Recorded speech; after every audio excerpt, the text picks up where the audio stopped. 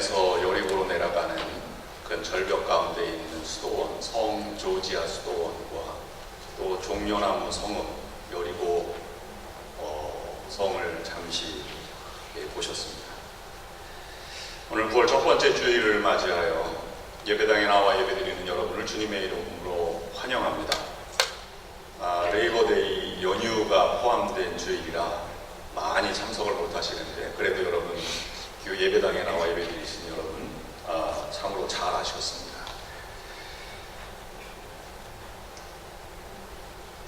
오늘 말씀을 통해서 세 가지 우리에게 주시는 교훈을 묵상하려고 합니다.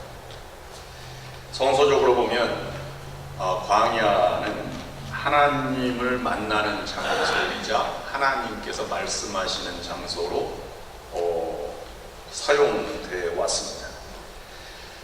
의미로 해석한다면 하나님은 고난을 통해서 만나주시고 말씀하신다고 해석을 해보게 되었습니다.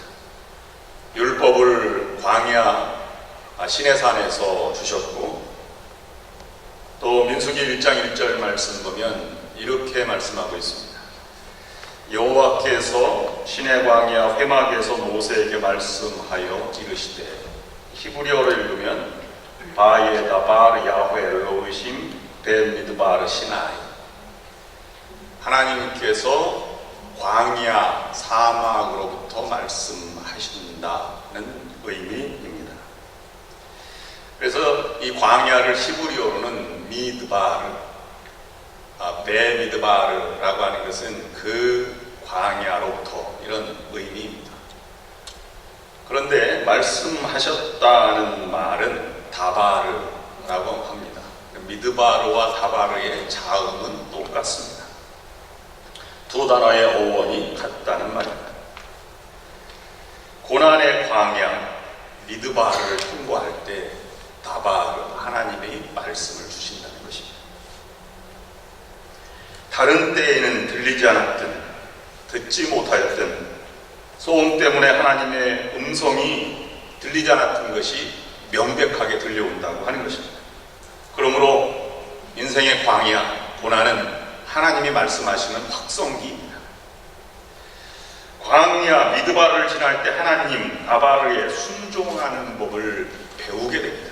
그래서 시편 119편 67절 말씀에는 이렇게 고백하고 있습니다.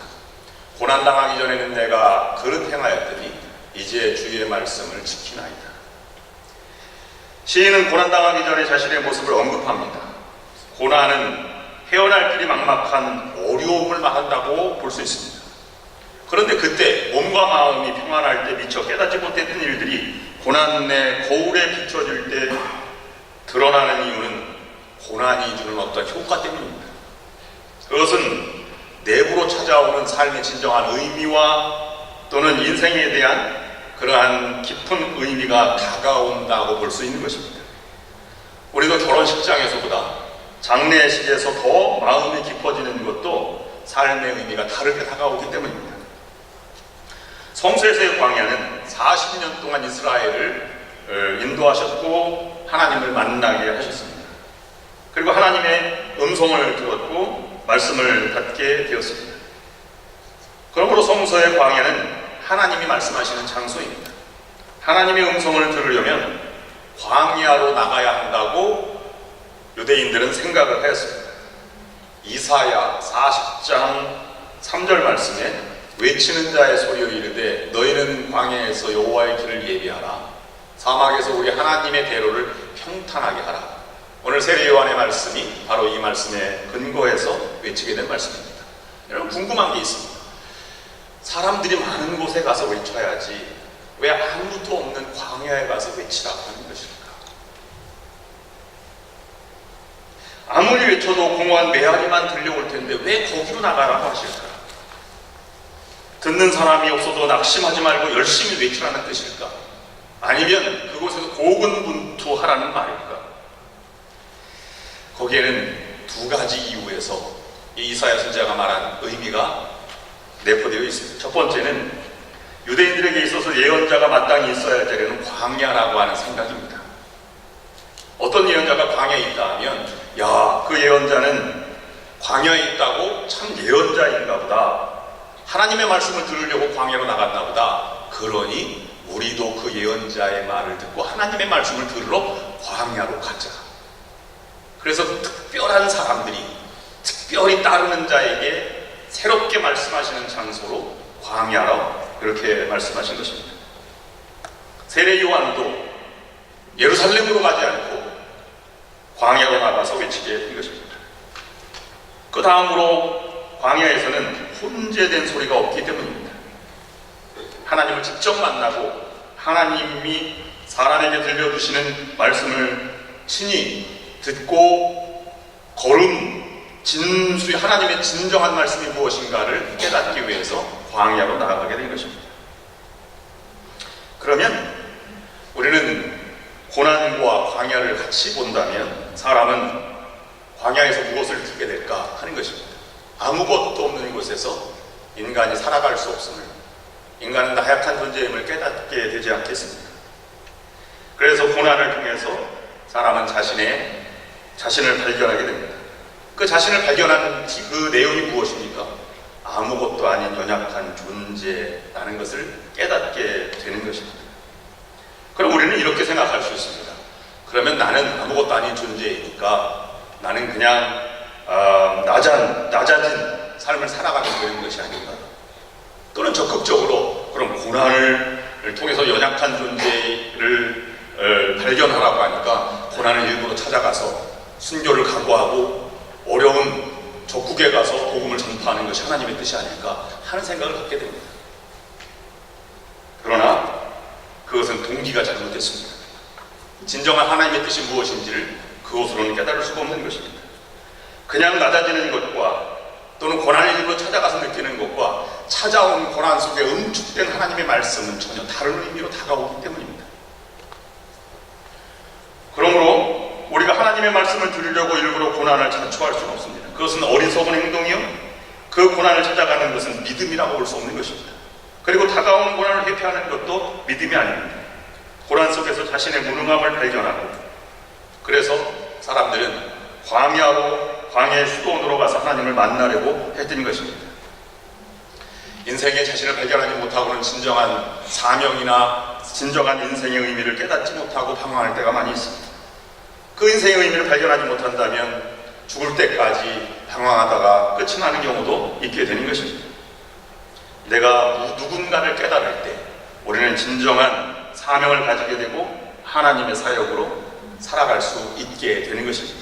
그 사람은 참으로 행복한 사람이라고 말할 수 있습니다. 왜냐하면 하나님은 자신이 누군가를 발견하는 사람에게 사명을 주시기 때문입니다. 모세에게 이렇게 말씀하였습니다. 내가 누구간데 모세의 경우는 바로에게 가며 이스라엘 자손을 애굽에서 구원하여 내릴까. 이사야의 경우도 마찬가지입니다. 화로다 나로 망하게 되었도다. 나는 입술이 부정한 사람이요 입술이 부정한 백성 중에 거하면서 만군의 여호와이신 왕을 배웠습니다. 베드로도 마찬가지입니다. 주여 나를 떠나서서 나는 죄인입니다. 그러면 여러분은 누구입니까? 나는 누구입니까? 모세는 호렙산 근처 양을 치다가 하나님을 만났고, 이스라엘 백성은 40년간 하나님을 만났고, 엘리야도 호렙산에 올라 하나님의 세미한 음성을 듣게 되었습니다. 세례 요한도 광야에서 하나님을 외치게 된 것입니다. 여러분이 보신 시험산, 예수님도 40일 동안 광야에 들어가게 되었습니다. 역사적으로 보면 수도원에서 병원이 시작됐고, 또 학교가 시작됐고, 또 영성훈련이 시작됐고, 또 신학이 시작되게 되었습니다. 사막의 수도사들에 의해서 그 모든 것들이 출발점이 되게 된 것입니다. 오늘 여러분이 보신 동영상 가운데에는 와디 켈트 무에 있는 것인데요, 이스라엘의 그랜드 캐년이라고 불리우는 예루살렘에서 여리고로 나가는 가장 큰 골짜기 위에 세워진 그런 성 조지아 수도원입니다. 그 중간중간에 동굴이 있는데요, 그 성 조지아 수도원은 주변에 많은 동굴에 흩어져서 기도하다가 일주일에 한 번 굴에서 나와서 수도원에서 예배를 드리고 다시 그 굴로 돌아가는 그러한 수도원이었습니다. 그런데 한 번도 굴에서 나오지 않은 수도사들이 있었다고 합니다. 밧줄로 음식을 달아 올려서 다시 그 빈 바구니가 내려오면 살아있는 것이고, 올라간 음식이 그대로 남아있으면 그 수도사는 기도하다가 죽은 수도사였다고 합니다. 유대 광야 가운데 마르사바라는 수도원이 있는데 거기 기드론 골짜기에 있습니다. 1500년 전 사바 성인이 기드론 골짜기 100m 위에 세운 그러한 수도원입니다. 그때에는 5년 동안 굴에서 나오지 않은 수도사들이 있다고 합니다. 당시에는 정교회, 그리스 정교회에 속한 수도원이었는데 지금은 300명의 수도사 중에서 20명 정도가 수도를 하고 있다고 합니다. 사람들이 광야로 찾아 들어가는 데에는 그곳에서 진정한 하나님의 말씀을 만날 수 있기 때문입니다. 깨끗하고 아무것도 빈들이지만 인간에게 말하는 그 무엇이 하나님의 말씀이 무엇인가를 진정으로 깨닫게 되는 것입니다. 우리는 그렇다고 광야에 가서 살아갈 수는 없습니다. 가톨릭 신학자 까를로 까레가 책을 하나 썼는데 도시 광야, 군도 출판사에서 만든 책입니다. 여러분 나날 속에 광야를 마련하라, 이렇게 주제를 주고요. 당신이 광야로 갈 수 없거든 당신의 생활 속에서 광야를 만들라. 20세기, 21세기 최고의 영성가인 헨리 나우에는 이렇게 말합니다. 하나님과 함께, 그리고 그분하고만 혼자 있을 수 있는 시간과 장소를 따로 마련하라. 일상 속에서 광야 같은 장소를 우리가 만날 수 있습니다. 새벽 기도가 그럴 수 있고, 말씀을 대하는 것이 그럴 수 있고, 아니면 고독의 장소, 골방이 그렇게 광야를 통해서 하나님을 만나는 장소일 수 있다는 것입니다. 여러분들 일상 속에서 하나님의 임재를 체험하고 하나님의 음성을 들을 수 있는 광야를 만드시기를 바랍니다. 마지막 세 번째는 자신의 연약함을 아는 자만이 주님을 의지하게 된다는 것입니다. 그리고 주님을 따라 생명의 길을 걸어가게 된다는 것입니다. 오늘 본문은 이렇게 시작하고 있습니다. 누가복음 3장 1절 2절 말씀입니다.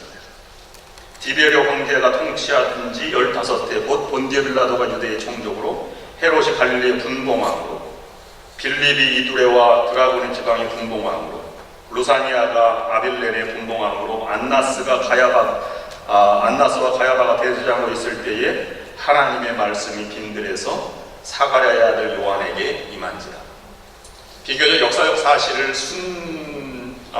연한대로, 역사적 순서대로 기록했고, 표현이 자세하였던 누가 위에서 기록된 것이니까 사람 이름이 많이 나오고 또 자세하게 설명하고 있습니다. 거기에는 총독이 나오고 4명의 왕들이 나오고 분봉왕들이 나오고 대제사장이 등장합니다. 그러나 하나님의 말씀이 누구에게 임했습니까? 광야 빈들에서 외치는 요한에게 임하게 된 것입니다. 그때 그는 하나님을 만났고 그가 주의 길을 예비함으로 주님의 길이 시작되게 된 것입니다. 그것을 요한복음에서는 말씀이 육신이 되어 우리 가운데 계신다라고 증언하고 있는 것입니다. 하나님을 만나면 새로운 길로 들어서게 된 것입니다. 그것은 생명의 길, 구원의 길로 가게 되는 것입니다. 무엇이 생명의 길입니까? 지난 평신도 서부지역 지도자 수련회 때 김미성 목사님이 하신 말씀은 예수에게로 모든 영광과 길과 진리를 돌리는 것이 생명의 길이다, 이렇게 풀이를 하였습니다. 마가복음 1장 1절부터 5절까지가 비슷한 말씀이 나오는데요, 하나님의 아들 예수 그리스도의 복음의 시작이다. 선지자 이사야의 글에 보라, 내가 내 사자를 내 앞에 보내느니 그가 내 길을 준비하라. 광야에서 비치는 자의 소리가 있어 이르되 너희는 주의 길을 준비하라. 그가 오실 길을 곧게 하라. 기록된 것과 같이 세례 요한이 광야에 이르러 죄사함을 받게 하는 회개의 세례를 전파하니 온 유대 지방과 예루살렘과 사람이 다 나아가 자기 죄를 자복하고 요단강에서 그에게 세례를 받더라. 여기에 누가복음과 차이점이 하나가 있는데요, 1장 1절. 마가복음은 복음서 가운데 가장 먼저 예수 그리스도의 행적을 기록한 복음서입니다. 그래서 그 복음서를 기초로 해서 마가복음과 누가복음과 요한복음이 나왔다, 이렇게 생각을 성서학자들은 하고 있습니다. 그것에 보면 1절 말씀에 하나님의 아들 예수 그리스도의 복음의 시작이라 이렇게 말하고 있습니다. 우리가 지금 생각하기에는 이것이 잘 들리지 않을지 모르지만 그 당시에 예수 그리스도가 살아가시던 그 로마 압제하에 있는 유대 상황을 보면 이것이 얼마나 다른 삶인지를 우리에게 보여주고 있는 것입니다. 이 표현을 알기 위해서는 악티움 해전을 이해를 해야 합니다. 율리어스 시저가 브루투스에 의해서 암살당하고 난 뒤에 그 권력 쟁탈 간에 두 사람이 등장을 하게 되는데, 하나는 마르쿠스 안토니우스와 옥타비아누스가 등장하게 됩니다. 안토니우스는 백전노장입니다. 전쟁의 승리를 가져온 경험이 많은 사람입니다. 그런데 이 율리어스 시저의 양아들이 있었는데 그것이 옥타비아누스인데 그때 나이가 19살이었습니다. 19살과 전쟁의 백전노장이 전투를 벌이는 것은 상상하지 못하는 일입니다. 그래서 안토니우스는 싸움을 걸었을 때 옥타비아누스는 그것을 차일피일 미루고 원로원의 지지를 받고 백성들의 명분의 지지를 얻어서 나중에 일전을 벌이게 되는데 그것이 악티움 해전입니다. 이 결정적 승리는 클레오파트라와 안토니우스가 협작해서 하게 된 것인데요. 둘은 패전을 해서 알렉산드리아로 피신하게 되었고, 알렉산드리아로 그들을 잡으러 갔던 안토니우스가 온다는 소식을 듣고 이 클레오파트라와 안토니우스는 자살해서 전쟁이 끝나게 됩니다. 근데 그 이후가 문제입니다. 그렇게 젊은 사람이 황제가 되었으니 이전에 있던 로마보다 더 큰 칭송을 하게 되었고, 많은 사람들이 거기에 그 추앙을 받게 되었습니다. 로마의 권력가들은 조직적으로 그것을 조작에 나서게 됩니다. 그래서 이렇게 역사가들은 씁니다. 이 옥타비아누스는 어머니는 사람이었지만 아버지는 신이었다. 반신반인. 그래서 신의 아들로 그렇게 불리게 되었고요. 그리고 로마 황제를 주님, 큐어리어스라고 불렀습니다. 그리고 더 나아가서는 역사가들이 시를 지을 때 옥타비아누스 밑에 나중에 그 시를 쓰고 맨 마지막에 이는 복음의 시작이라 유앙겔리온이라고 썼습니다. 그 당시에 많은 분봉왕들이 얼마나 충성 경쟁을 벌였겠습니까? 유대만 해도 헤롯이, 이때 헤롯은 그 예수님이 태어날 때 요셉과 마리아가 도망갈 때 그 헤롯이 아니고요, 그 아들 헤롯입니다. 그 헤롯이 티베리우스 황제에게 잘 보이려고 갈릴리 있는 지방의 사람들의 분봉왕이었으니까 그를 착취해서 티베리아 바다, 티베리우스 신도시를 건설하게 되었습니다. 그때 많은 사람들이 착취를 당하게 되죠. 배를 가지고 있는 어부들 같은 경우에는 배를 가지고 있는 숫자, 크기, 그 다음에 그물의 숫자와 그물 던지는 횟수에 따라서 세금을 받을 정도였으니까요. 던질수록, 살아갈수록 더 고통스러운 것입니다. 그때 혜성같이 나타난 한 메시아, 젊은 예수 그리스도가 나타나서 죄인과 세계와 창기들과 함께 지내고 병자를 고친다는 그런 소문이 돌게 된 것이지. 거기에 구원의 길이 있다. 제자들이 따라 나섰고요. 마가복음은 이는 예수 그리스도의 복음의 시작이다. 이렇게 모든 황제에게 칭했던 것을 그리스도의 복음 아래로 함께 모아둔 것입니다. 그곳에 생명의 길이 있음을, 구원의 길이 있음을 그렇게 선언하게 된 것입니다. 그러면 우리는 이렇게 질문해 봐야 합니다. 우리는 예수님을 따른다면 내가 하나님의 말씀을 듣고 예수의 길을 걷고 있는지, 세상의 길을 걷고 있는지, 로마의 길을 걷고 있는지, 그리스도의 복음의 길을 걷고 있는지를 자문해 보아야만 합니다. 그저 우리가 신앙생활이 수양이나 아니면 나에게 더 좋은 것을 주기 위한 실용주의적인 입장이라면 우리는 진정으로 그리스도를 따르는 사람이 아니라 볼 수 있는 것입니다. 결론은 이것입니다. 인생의 광야를 만납니다. 광야 속에서 우리가 느끼는 것은 나의 자금을 깨닫는 것입니다. 그런데 그 광야에서 하나님을 만나면 나의 자금은 그대로지만 그분의 크심이 더 크게 다가온다는 사실입니다. 고난이 깊을수록 그곳에서 말씀대로 말씀하시는 하나님을 만나는, 그리고 하나님의 음성을 듣고 마지막 고난을 마침내 이기고 가나안에 들어가시는 우리 복된 여러분들과 우리 성도들, 우리 교회가 될 수 있기를 주님의 이름으로 축원합니다. 기도하시겠습니다. 하나님 아버지, 인생의 광야를 만나게 됩니다. 광야 속에서 하나님 말씀하시는 음성을 듣고 그 광야를 헤쳐나갈 수 있도록 인도하여 주시고 복음의 세계, 생명의 길, 구원의 길을 걸어갈 수 있도록 은총을 베풀어 주시옵소서. 예수 그리스도의 이름으로 간절히 기도드립니다. 아멘. 오늘 응답 찬송 부르시면서 마지막 두